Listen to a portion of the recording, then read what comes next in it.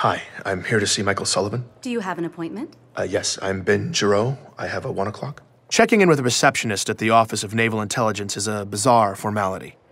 Announcing myself, her asking me who I was there to see, it was all just an antiquated conversation, part of their efforts to put a more human face on the operation. In reality, surveillance knew where I'd been every minute since I'd stepped onto transit back at home. Throughout the morning, as I'd made my way from the Boston terminal, this receptionist had likely been prompted with dynamic updates of my exact arrival time, deviations from my optimal course, bathroom breaks, my average walking speed, however they did it. They'd been expecting me. I'll let him know you're here, Ben. Okay, thank you. The whole ONI facility was sleek and stark. Everywhere you look, it's sharp lines, the highest quality materials. Most striking, though, was the overwhelming amount of space and silence. This waiting area was particularly sparse. 2 minimalist carbon fiber chairs set 20 feet from each other. I also noticed the seats seemed oddly low to the ground. I picked one and sat down. This chair was really low to the ground. It was awkward. I was probably looking at 60 to 90 minutes of customary wait time here, and squatting like this was not going to help my anxiety level. But I was just pulling up some busy work when the door behind reception suddenly slid open.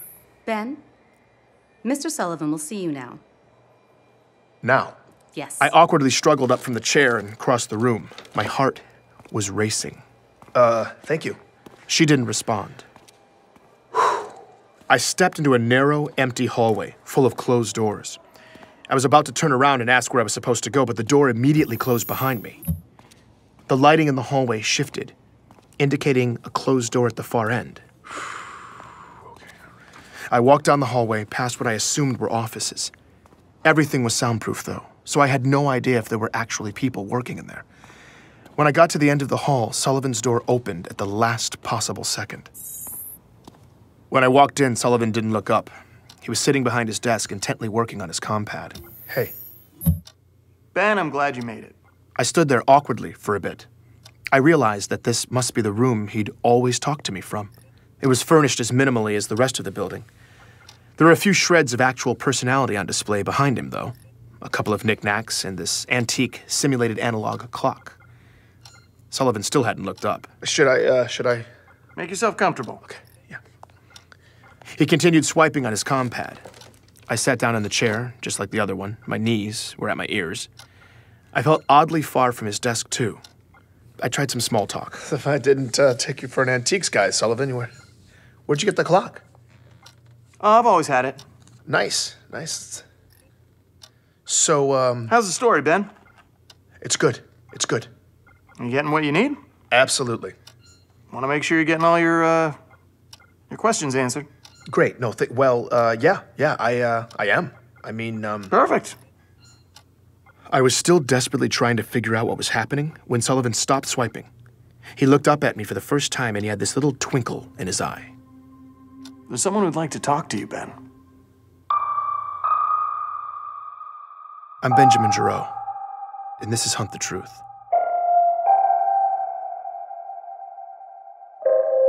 Sullivan was walking fast, and I was trying to keep up.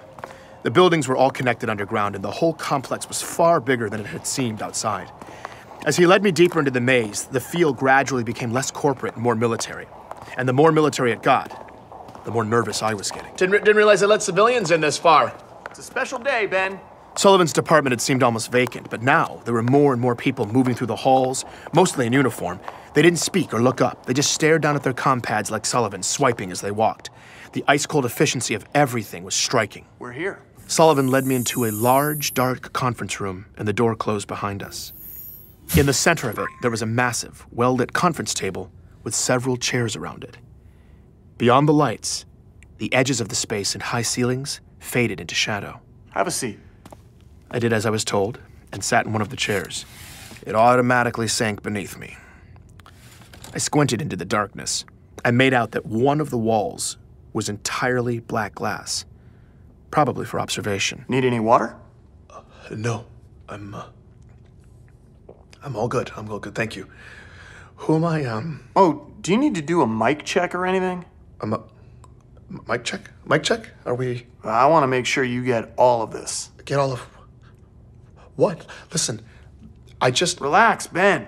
This is gonna be big. Sully, I just wanted to say that Ben, he's about to walk in.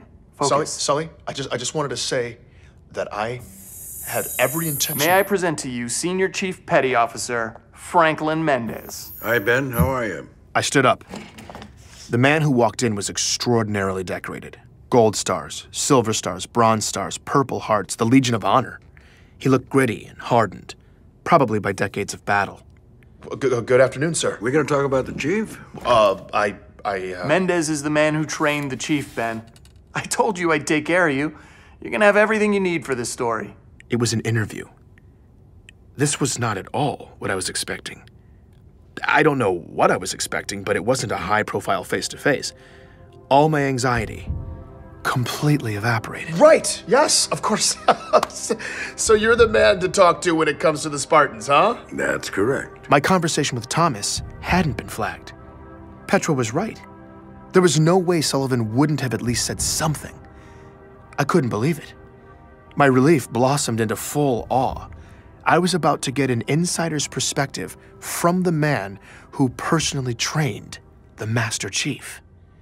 Yeah, Chief's got a bad habit of jumping out of the dropship instead of waiting for it to land. Let his armor absorb the fall. But that's his prerogative at this point, I guess. And it gets him a hell of a drop on the enemy. No civilian had ever heard this kind of detail about the Master Chief. Mendez told me that it wasn't long after boot camp that John's unique combination of abilities and drive established a fledgling reputation for the young man. That kid blew me away. His acumen, his mental quickness, his physical abilities, tactical judgment. I could tell even from a young age that John was a burgeoning complete package. There was no question in my mind that he was ready for the augmentations. And he couldn't wait. Once John had the procedures done, Mendez said everyone was blown away by the results. Medical engineers said his systems integrated flawlessly with the tech. His recovery time was impressively brief. But what was most incredible was how quickly his brain was able to acclimate to the upgrades. It can be like starting from scratch again after those procedures. You're remapping your whole neurology. But while the other guys were still trying to learn to walk, John was running and jumping and kicking ass.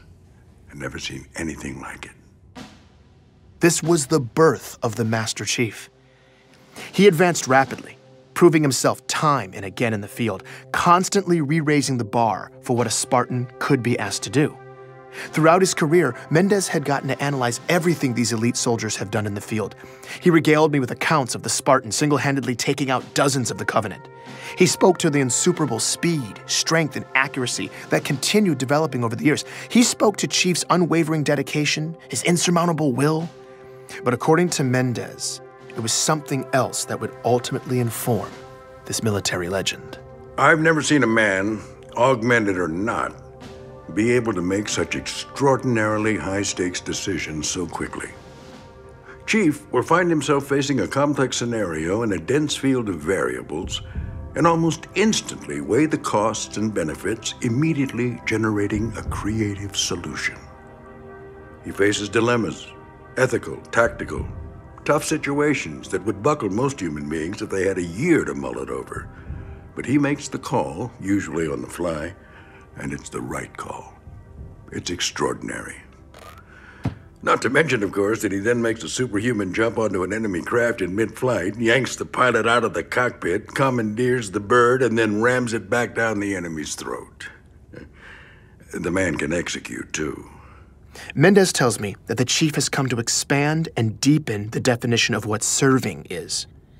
In many ways, Mendez seems to think it's that decision-making ability that sets the Chief apart.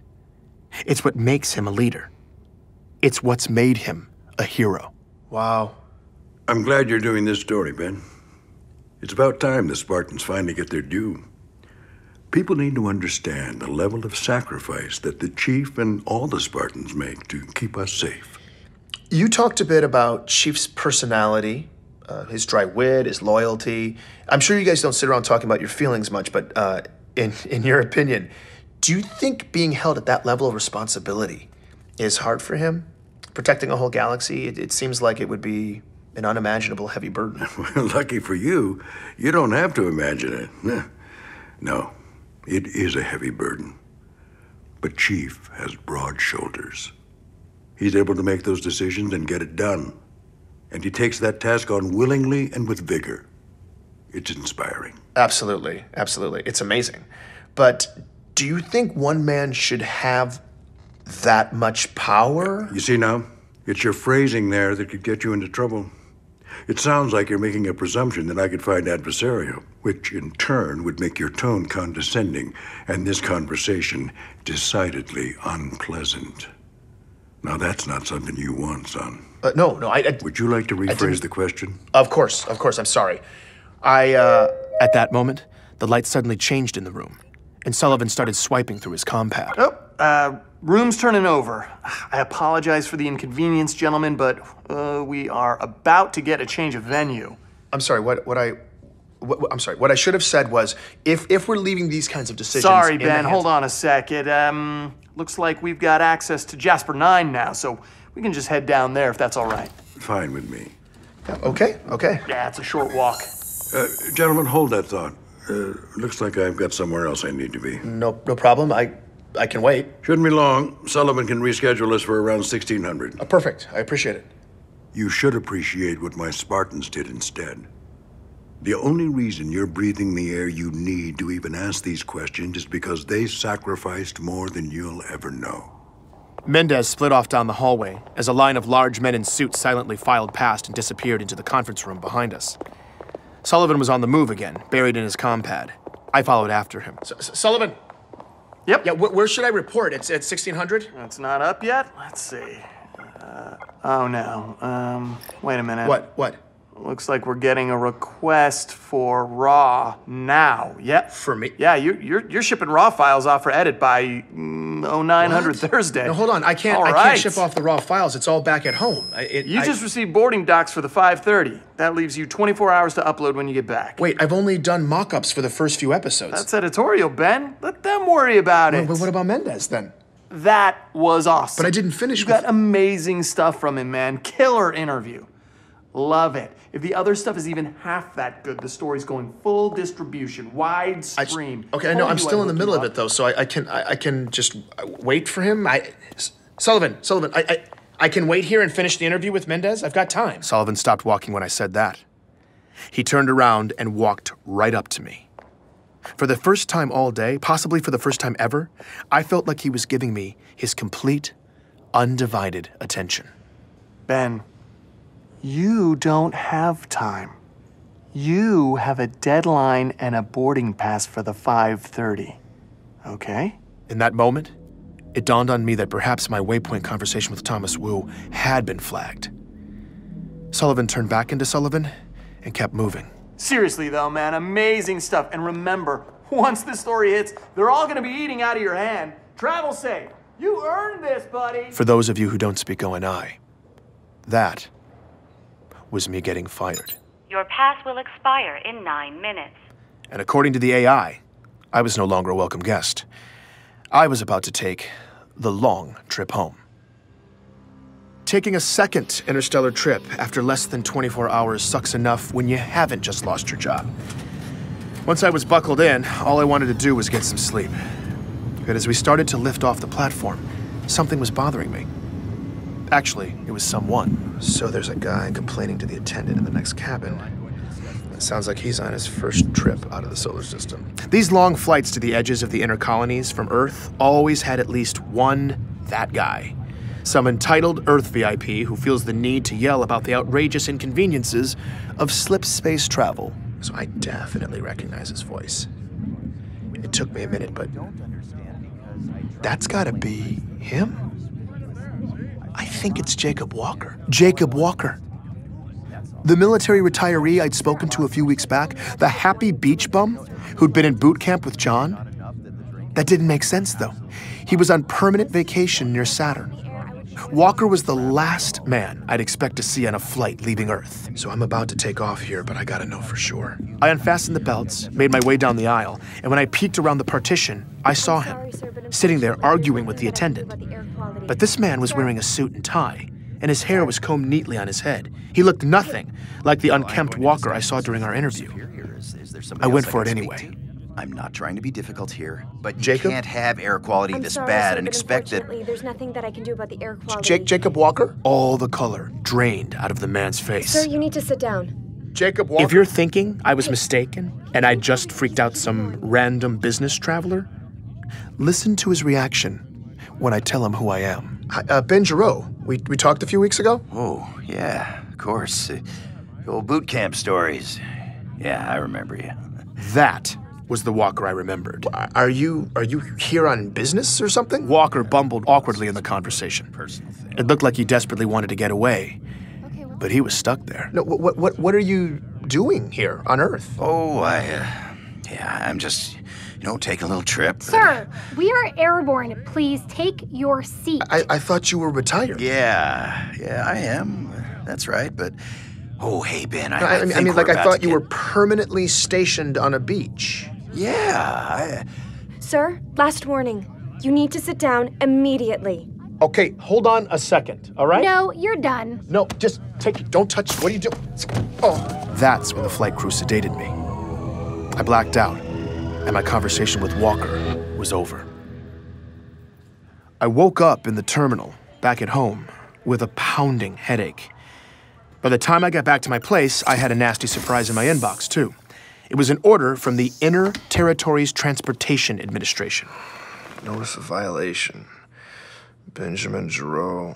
This is to inform you that attached is an ITTA order assessing civil penalties for the in-flight incident. What? Oh, God, they're fining me 50,000 credits? At least ONI was paying me well for the story. I checked the time. I still had 23 hours to deliver the raw files to Sullivan. That left me ample opportunity to tuck tail and follow orders. I may have been fired, but I wanted the next job, so I needed to just put all of this ugliness behind me. This story was going to be someone else's problem now. I was queuing everything up to send off to Sullivan when I noticed my comm pad was still recording. It had been recording the whole time. The file was massive. I scanned back to the beginning. Most of it was me sleeping, but then I heard something I hadn't remembered happening. It was right after the flight crew had put me down. Sir, last warning. You need to sit down immediately. Okay, hold on a second, all right? No, you're done. No, just take it. Don't touch. What are you doing? Oh. They hit me with the sedative, but then this happened. We'll take it from here. Wait, what? Just let them do their job, Caroline. Mr. Giroux, you are legally obliged by ITTA regulations to comply with crew member instructions at all times. Wait a minute. What did you just do to Grab his feet. Hit him with another half a mil. More sedative? No wonder I felt so awful. Wait a second. What did he just do to me? What did he... You'll be fine, Ben. It's not right. Ben, they called me. I scrubbed through the rest of the recording. This is them carrying me through the transfer terminal to my connecting flight. Yeah, I'll be out for another 12. We're good. What the hell was he doing on that flight? I don't know, but... The no intersect was max priority here. How could that even happen? The system shouldn't even let you cross itineraries like that. Yeah, it's bad. And Sullivan's gonna hear about it. They had to be talking about Walker and me. But why? They didn't want me to know he was on Earth for some reason. They loaded my limp body into the shuttle, propped me up, and strapped me in. They even said goodbye. Have a safe trip, Ben. Ben, like they knew me. Come on, let's get out of here. I played the recording again. Mr. Giroux, And again. you are legally obliged I sat by there ITTA listening to it regulations over to comply with crew and member over. instructions at all times. I'd spent my career working for these people, doctoring photos, trimming threads, making tragedies seem a little less tragic, and patriotic stories a little more inspiring. I had always taken whatever story they fed me and obediently vomited it back out to the masses. And to be honest, I'd always been okay with that at the end of the day. Even on this story, after all the accusations of atrocities, all the gaping factual holes I was just supposed to ignore, No intersect was max I'd still been willing to play along. The system shouldn't I wish I could say it was my principles or some moral stand that finally set me off, but it wasn't. It was my pride. Listening to that recording, the way they tossed me aside, every time they called me Ben, I checked the time. I only had a few hours left to turn in the files if I wanted to keep on Sullivan's clock for the story. I canceled the transfer. I was going to take that time for myself. I sat down in front of this very microphone, recorded a quick intro, and uploaded the beginnings of my story, the real story of the Master Chief, loose threads and all, into the galaxy.